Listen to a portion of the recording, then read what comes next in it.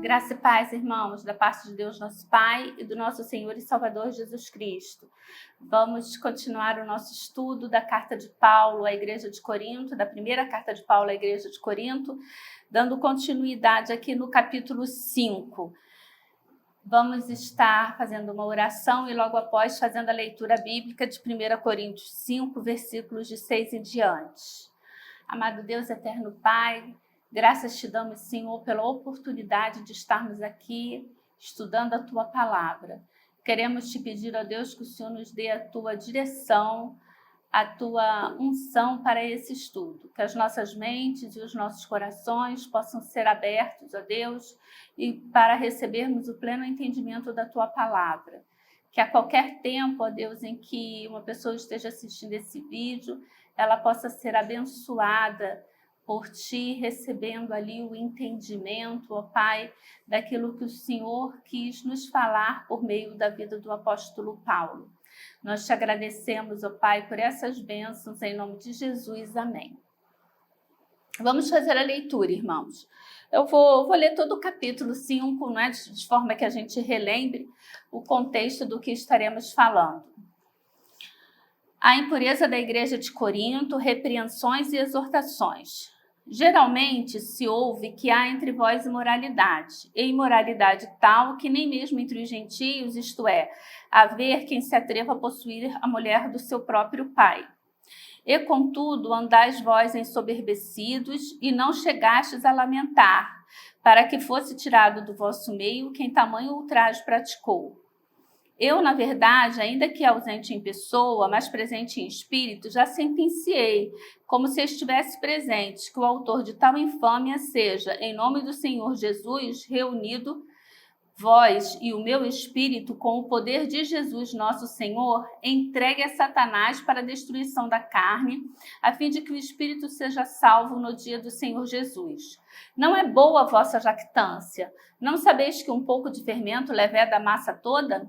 Lançai fora o velho fermento, para que sejais nova massa, como sois de fato, sem fermento, pois também Cristo, nosso Cordeiro Pascual, foi imolado.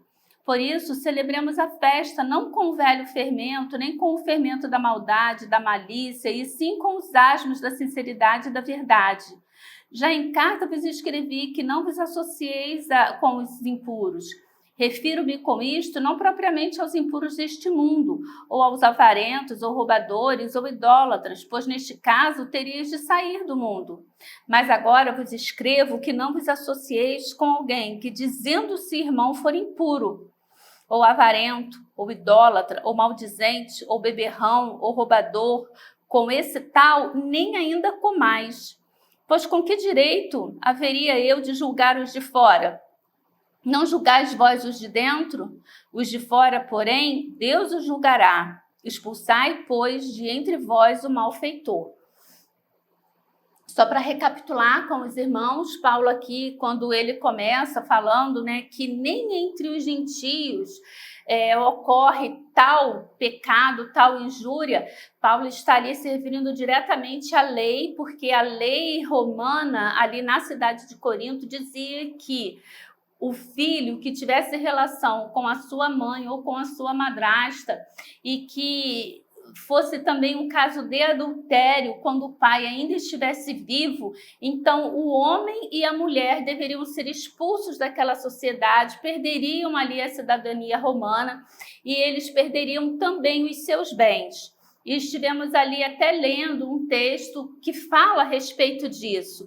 Então, quando Paulo fala aqui que nem mesmo entre os gentios ocorre, é porque a lei julgava esse fato, a lei punia as pessoas que praticavam tal ato, porque esse rapaz, que era membro ali da igreja de Corinto, ele estava adulterando e ele estava praticando o incesto. Então, nesse caso, ele teria toda essa punição. E a igreja de Corinto, por sua vez, ela ainda ali é como se ela se orgulhasse pelo comportamento que eles estavam tendo em aceitar aquele jovem com tamanha dificuldade.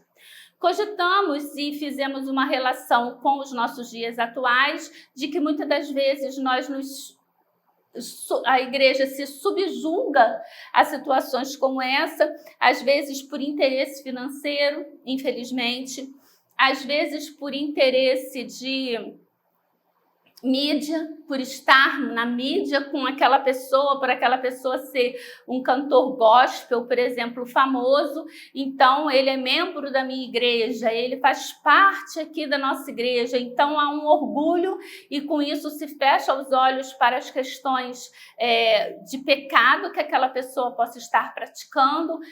E muitas das vezes também, irmãos, infelizmente, por uma situação de família, uma família muito importante, uma família de pastor, entende? Às vezes a questão é lá com o próprio pastor, às vezes é com os filhos do pastor, então a igreja não tem coragem de confrontar aquela pessoa com relação ao pecado. E tantas outras situações, né? O que o Senhor esteja esclarecendo e que haja uma aplicação no coração de vocês com relação àquilo que está ocorrendo com a igreja de vocês. Fato é, irmãos, que até abrindo um parêntese aqui, temos estudado muito a respeito de Deus, a respeito da santidade de Deus, porque estamos trabalhando aos domingos a questão dos atributos de Deus. E eu estive aprendendo, irmãos, que tomar o nome de Deus em vão, ele entra também nesse tipo de questão, porque quando assumimos o púlpito, quando temos um culto em nossas igrejas e nós dizemos que aquele culto, nós prestamos culto a Deus, nós prestamos culto para adorar a Deus. Então imagina, quando eu estou em pecado, e eu vou à frente, eu digo que eu estou ali cultuando a Deus, irmãos, eu estou tomando o nome de Deus em vão.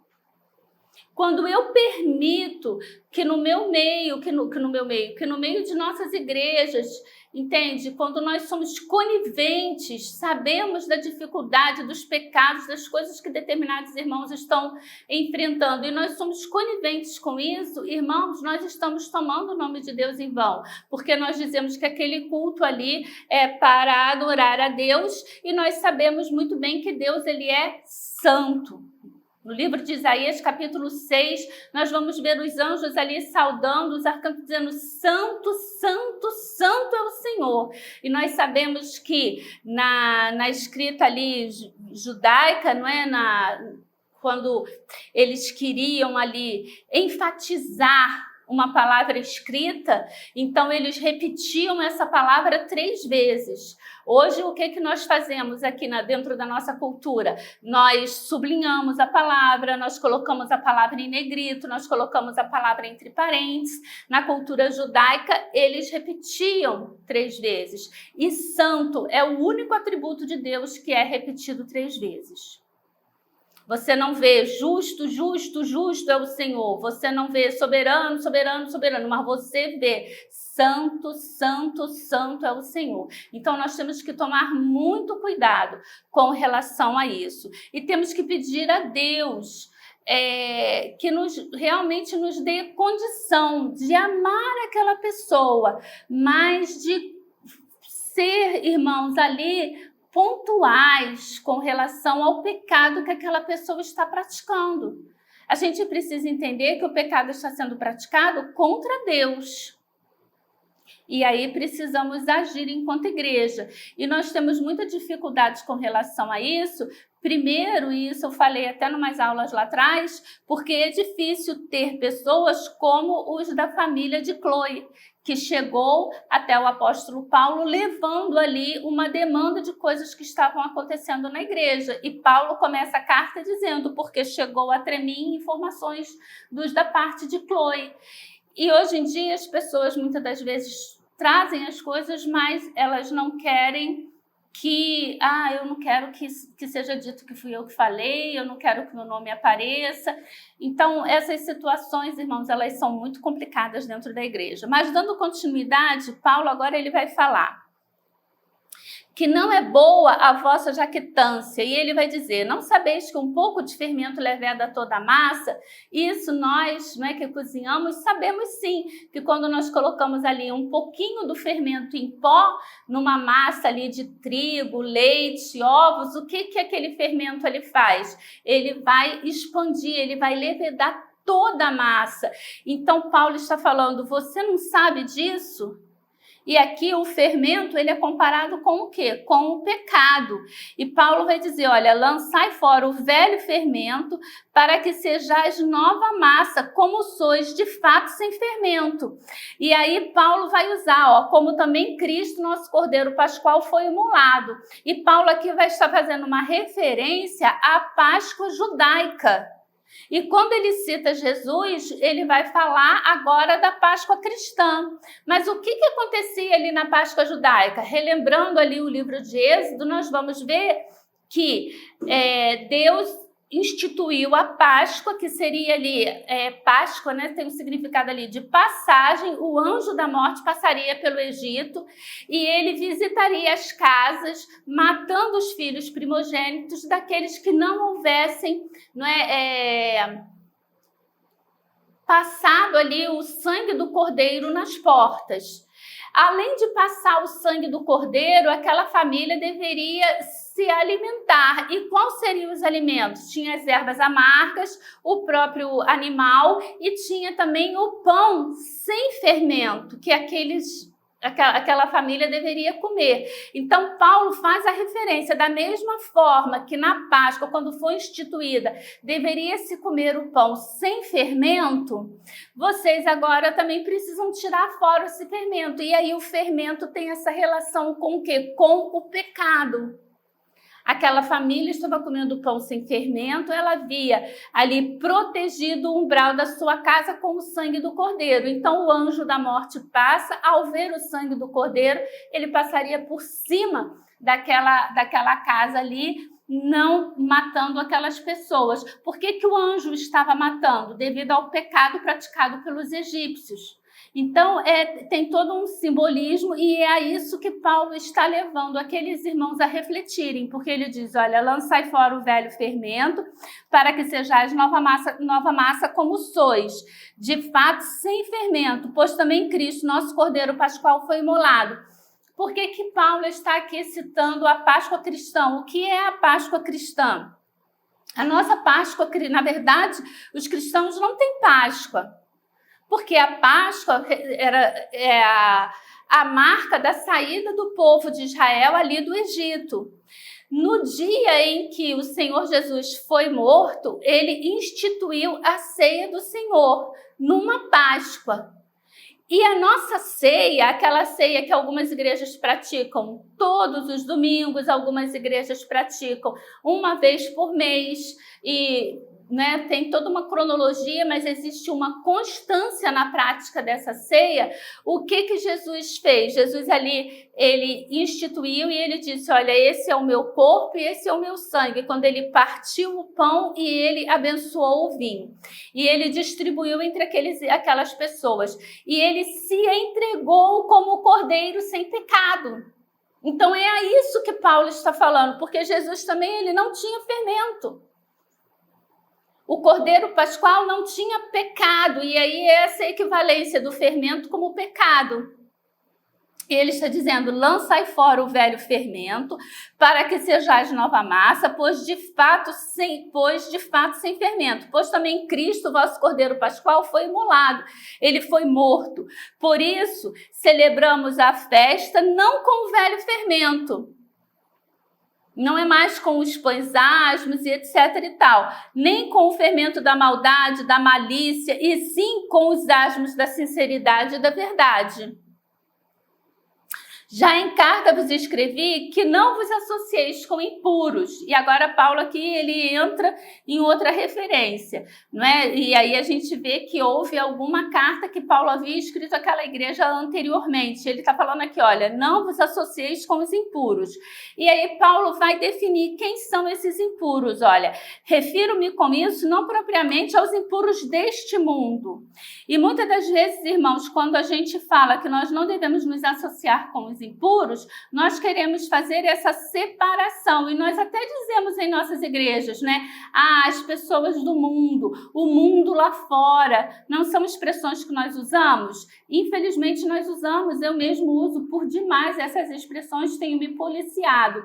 E Paulo está falando, olha, eu não estou falando que vocês não podem se associar com os impuros deste mundo, porque se fosse assim, irmãos, nós nem poderíamos mais viver aqui.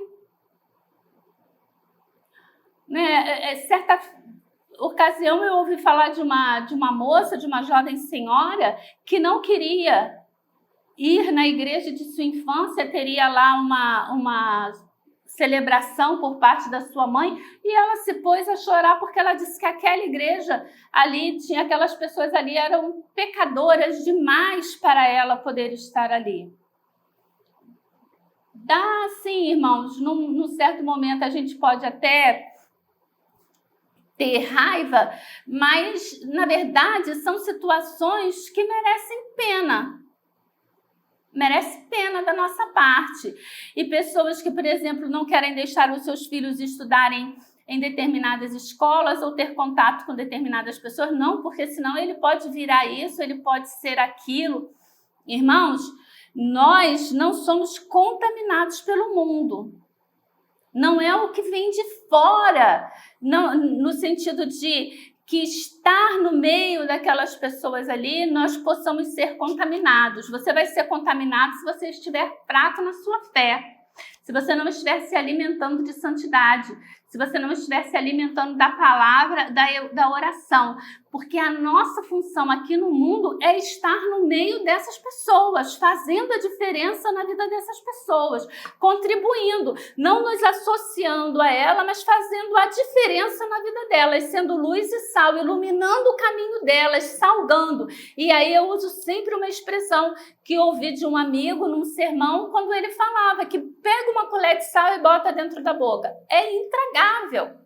Mas come um ensopadinho sem um pingo de sal, também é intragável. Ali o que tem que acontecer? O sal tem que ser salpicado, mas vira 1 quilo de sal naquele ensopadinho. Fica bom? Não fica.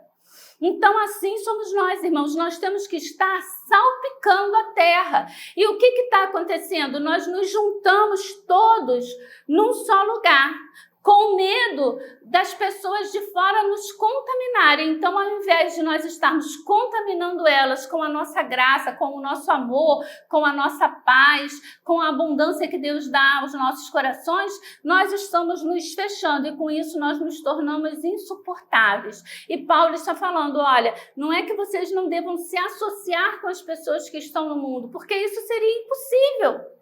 O mundo jaz no maligno, irmãos. Como é que nós vamos viver nesse mundo sem ter contato com pessoas que não têm Cristo como Salvador? Então, Paulo está falando, com essas pessoas nós vamos ter contato. Agora, vocês não devem se associar com quem? Com pessoas que, se dizendo ser de Cristo, praticam tais imoralidades. Sabendo que aquilo ali é pecado, sabendo que aquilo ali é errado, a pessoa tem uma prática constante naquilo ali. Porque, irmãos, tropeçar, todos nós tropeçamos. A questão é, eu vou continuar batendo com o meu pé naquela pedra que eu acabei de tropeçar, ou eu vou elevar o meu pé e passar por cima daquela pedra ali? Ao tropeçar, você continua batendo na pedra com o seu pé? Pecar, irmãos, cair, ter uma escorregada, isso faz parte da nossa vida. Eu costumo dizer, nós estamos aqui e temos muita dificuldade para subir 1, 2, 3 degraus em busca da estatura do varão perfeito. E se a gente titubear, se eu estiver lá no 3º degrau e eu respirar e eu achar, olha, como eu estou aqui no alto e ainda tem gente lá tentando subir o 1º degrau, eu já caí. Eu estou lá no -3. Entendeu? Eu fui para o negativo, eu saí do térreo e comecei a ir em direção ao subsolo. Então, nós precisamos ter cuidado com relação a isso. A busca da santidade, irmãos, quando eu busco a santidade, olha o comportamento de Isaías. Quando ele está ali no templo e ele vê os arcanjos do Senhor, quando ele vê aquela situação, o que Isaías fala? Ai de mim que vou perecendo. Esse ai, irmãos, é uma profecia. Quando a gente lê no Antigo Testamento os profetas, a gente vai ver lá, ai de não sei, de tal cidade, ai de tal cidade, né? Ele sempre fazendo uma referência profética à destruição, aquilo que vai acontecer no Novo Testamento. Né, um texto que me vem à cabeça, Jesus falando, ai das mulheres que estiverem grávidas nesse dia, né, no dia ali da volta de Cristo, ali no dia da grande tribulação, Então Jesus fala, ai das que estiverem grávidas nesse dia, ou seja, está profetizando algo de ruim que vai estar acontecendo. E a gente vê que o profeta Isaías, quando ele fala, ai de mim que vou perecendo, porque eu estou vendo a majestade do Senhor. O profeta, ele se considera tão impuro que ele está falando, eu vou perecer. Diante da majestade de Deus, eu vou perecer. E aí eu e você queremos nos colocar num patamar de santidade ao ponto de dizer que eu não vou a determinada igreja porque ali só tem pecador? Ô irmão, eu não sei que igreja é essa que você pertence que não tem pecador, porque aquele que diz que não tem pecado já está mentindo. Só dele dizer isso, ele já está pecando, infelizmente. E olha, a Bíblia diz, vigiai e orai. Você que pensa estar de pé, cuidado para que você não caia. Esses dias eu estava conversando com uma pessoa que está passando por determinado problema na família e essa pessoa estava falando do sofrimento que ela tem vivido e ela estava dizendo que está chegando à conclusão de que realmente o Senhor está permitindo aquilo acontecer no meio da sua família para poder trabalhar a sua humildade. É aquele espinho da carne que Paulo tem, para que ele não se exaltasse, para que ele não se vangloriasse com relação às pessoas. Ele diz que o próprio Deus colocou nele um espinho na carne. E quando Paulo pede para o Senhor retirar aquele espinho, ele vai dizer, a minha graça te basta, Paulo. Então, vamos tomar cuidado com relação a isso. Até mesmo, irmãos, com relação a tratar as pessoas que estão dentro de nossas igrejas e que estão aqui, dentro dessas questões aqui que Paulo está falando. Né? Não vos associeis com alguém que, dizendo-se irmão, for impuro, avarento, idólatra, maldizente, beberrão, roubador, com esse nem ainda comais. E aqui ele faz uma referência à ceia, porque os cristãos, né, primitivos, eles tinham ali um momento da ceia, que era um momento após a comunhão, quando eles partilhavam um alimento, cada irmão levava ali um alimento de sua casa e eles participavam daquele alimento e depois eles faziam uma ceia de comunhão com o Senhor. Então aqui Paulo está falando, nem ainda comais, pois com que direito haveria eu de julgar o de fora? Não julgais vós os de dentro? Os de fora, porém, Deus os julgará. Expulsai, pois, dentre vós o malfeitor. Isso é uma coisa que tem sido muito difícil. E é de difícil entendimento e é de difícil prática, realmente, quando Paulo fala aqui, expulsai, pois, dentre vós o malfeitor. Mas quando a gente vê aqui, olha, o versículo 5, Paulo está falando, olha, com o poder de Jesus nosso Senhor, é entregue a Satanás para a destruição da carne, a fim de que o espírito seja salvo no dia do Senhor. Ou seja, Paulo está falando que aquele jovem, ele deveria receber a disciplina da igreja para que ele pudesse ser salvo daquele pecado, para que ele pudesse ser liberto daquele pecado.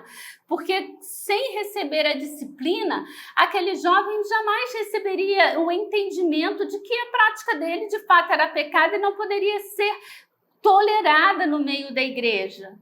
É isso que Paulo está falando. E esse tipo de advertência, esse tipo de correção que nós precisamos sim fazer no nosso meio. Não é, irmãos, virar as costas e nunca mais falar com aquela pessoa, não permitir que a filha converse com determinada pessoa. Não é com relação a isso, mas com relação àquele jovem saber, sim, que ele é amado, aquele jovem, aquela pessoa que está na prática do pecado, não é só o jovem que pratica pecado, eu sou uma pecadora. Então, eu preciso entender que o meu pecado, eu não posso estar na comunhão com os irmãos, não posso estar em comunhão com os irmãos e estar praticando determinado delito. Uma coisa que seria muito boa é que a própria família, né, tivesse o comportamento de levar aquela pessoa, né, a uma correção. Que ela buscasse ali até mesmo um afastamento, se for o caso. Porque, irmãos, nós precisamos tratar o pecado. E se eu reconheço que eu estou numa prática constante de ter determinado pecado, eu, por mim mesmo, preciso me afastar. Eu preciso me afastar. Eu não posso, irmãos, ficar na comunhão, tomando ceia e praticando determinados pecados continuamente na minha vida. Eu não estou falando de algo que eu fiz, reconheci que era pecado, pedi perdão a Deus, saí daquele comportamento. Agora, isso é uma situação. Paulo fala, examine-se, pois, o homem a si mesmo. Paulo está nos chamando a fazer isso. Quando Paulo diz ali na ceia, examine-se, pois, o homem a si mesmo, e assim coma desse pão e beba desse cálice. Paulo não está dizendo, você se examinou, então você lembrou que você brigou com o seu marido, com o seu filho naquela semana, e aí eu não vou tomar ceia. Não é isso. Eu me examinei ali, lembrei das coisas que eu pratiquei, daquilo que eu falei, eu já peço perdão, entro ali num processo de correção, de autocorreção e tomo sim a minha ceia. Agora, se eu tenho aquela prática ali, irmão, se eu estou numa prática de adultério, numa prática de sexo antes do casamento, numa prática de incesto, então eu preciso entender que eu não posso estar cultuando, eu não posso estar à frente de uma classe da escola bíblica dominical e tendo tais comportamentos. E aí, Paulo diz aqui que nós precisamos sim, agora vos escrevo, que não vos associeis com alguém. E a igreja, sabendo que essa pessoa está em tal prática e corroborar para que ela tenha um comportamento de cara de paisagem, como se eu não estivesse fazendo nada, a igreja está errando junto com ela. É isso que Paulo está advertindo aqui a igreja de Corinto, e eu espero que o Senhor esteja completando no coração dos irmãos aquilo que eu não fui capaz. É um texto realmente difícil, bastante melindroso, não é? Esse é um texto bom para o próprio pastor da igreja estar dirigindo a igreja. Mas também nisso existe uma omissão da minha parte, né? Só em falar isso a gente já vê uma omissão. Porque Paulo não está falando aqui para os líderes daquela igreja. Paulo está falando à igreja. Então, nós precisamos sim encarar essa situação. Né? Se eu sei que dentro da minha casa está acontecendo tal coisa, que o meu filho está ali se afastando, que o meu filho está, né, em determinada prática, eu preciso corrigir, preciso levar aquela situação ali à igreja. E muitas das vezes a gente se omite, a gente não quer que as pessoas saibam que aquilo ali está acontecendo dentro da nossa casa. São situações por demais difíceis, mas que o Espírito Santo possa estar de fato trabalhando os nossos corações e nos dando a plena unção e direção para que possamos corrigir, nos corrigirmos, né? É isso que eu desejo, irmãos, a partir de mim, né? A começar em mim, que o Senhor possa estar trabalhando e que o Senhor possa estar me revelando até mesmo aqueles pecados que me são ocultos. Em nome de Jesus.